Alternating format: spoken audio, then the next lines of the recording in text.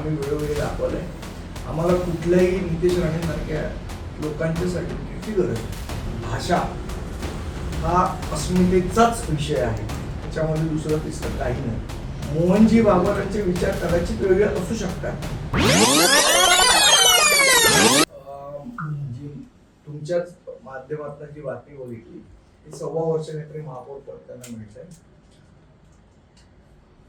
तर त्यासाठी खरं तर संजय राऊत साहेब आणि उद्धव साहेब यांचं मनापासून अभिनंदन की त्यांना चंद्रपूरमध्ये तरी महापौर बोलायला मिळालंय, त्याबद्दल अभिनंदन करतो. आणि शेवट आता ही गोष्ट त्यांना कळली असेल की बाबा काही गोष्टी स्थानिक लोकांना निर्णय घेण्याचे अधिकार जसे सन्मान्य राजसाहेबांनी दिले होते आणि तसेच त्यांच्या स्थानिक लोकांना त्यांनी दिले असावेत असं मी अज्युम करतो आणि त्याप्रमाणे त्यांनी निर्णय घेतला असेल. मला असं वाटतं प्रत्येक वेळेला कुणीही आकांडतांडव कुठल्या गोष्टीवर करण्याच्या आधी 10 वेळेला विचार केला पाहिजे. आपण हे आकांडतांडव करतोय आणि योग्य करतोय की नाही करतो, कोणी असेल. याच्यामध्ये म्हणणं असं आहे, सन्मान्य राजसाहेबांनी पण तेच दिलेलं आहे. त्याच्यामध्ये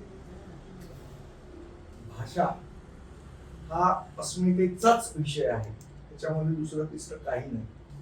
आणि भाषाच्या अस्मितेवर अख्ख्या जगात जी युद्ध झालेली आहे, आज बांगलादेशचं जे युद्ध झालं किंवा भारताने जे बांगलादेशला मदत केली आणि बांगलादेश स्वतंत्र झाला पाकिस्तानपासून, दोघेही मुसलमान देश होते ना, मुस्लिम देश होते, धर्माचे देश होते, एकाच धर्माचे देश होते, तरी ते वेगळे झाले.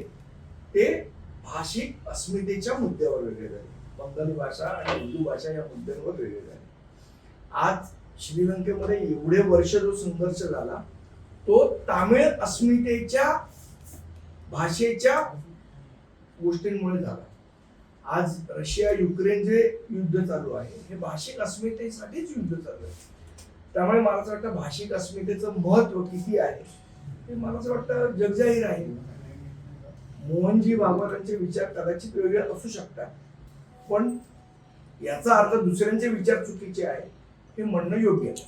मला वाटतं रोड टॅक्स, ट्रॅफिक होतं तिकडे रोड टॅक्स लावायचे, कंजेशन टॅक्स हा महापालिकेने लावला पाहिजे. आमच्या वचननाम्याच्या वेळेला जी चर्चा झाली त्यावेळेलाही दुर्दैवाने तो वचननाम्यात आला नाही, पण आम्ही ही मांडली होती गोष्ट जो संयुक्त वचननामा झाला की कंजेशन टॅक्स हा मुंबईमध्ये लावला गेला पाहिजे. कारण आज आपण जर बघितलं तर जे डिलिव्हरी ॲप्स आहेत त्यांच्यामुळे बरंचसं कंजेशन वाढलेलं आहे.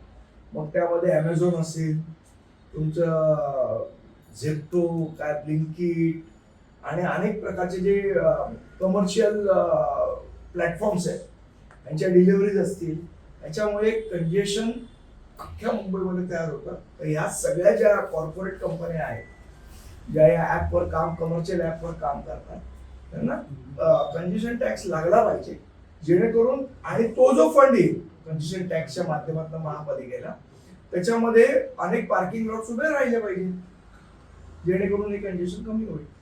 आम्ही सगळ्या विषयांवर बोलतो, कदाचित नितेश राणेंना कल्पना नसेल. याचं उत्तर सलमान खाननी द्यायला पाहिजे ना. मी तर म्हणत नाहीये सलमान खान हिंदू आहे किंवा मुसलमान आहे किंवा काय. त्यांना जर वाटत असेल सलमान खान हिंदू आहे असं नितेश राणेंचं म्हणणं आहे, तर सलमान खाननी हे स्पष्ट केलं पाहिजे. मला असं वाटतं आमचं हिंदुत्व काय आहे आणि काय नाही हे आम्ही वेळोवेळी दाखवलंय. आम्हाला कुठल्याही नितेश राणेंसारख्या लोकांच्या सर्टिफिकेटची गरज नाही. आमची भूमिका जी आहे तीच आहे, काही बदल नाही या भूमिकेत. आम्ही सांगितलं होतं 5वी पर्यंत 2च भाषा राहतील आणि 2 भाषेचं सूत्र राहील. तिसरी गोष्ट जी काय भाषा 3 भाषा करायची नाही, पण पहिलीपासून EIचं शिक्षण द्यायचं. मला असं वाटतं जी कमिटी होती त्या कमिटीच्या अहवालामध्ये होणार आहे.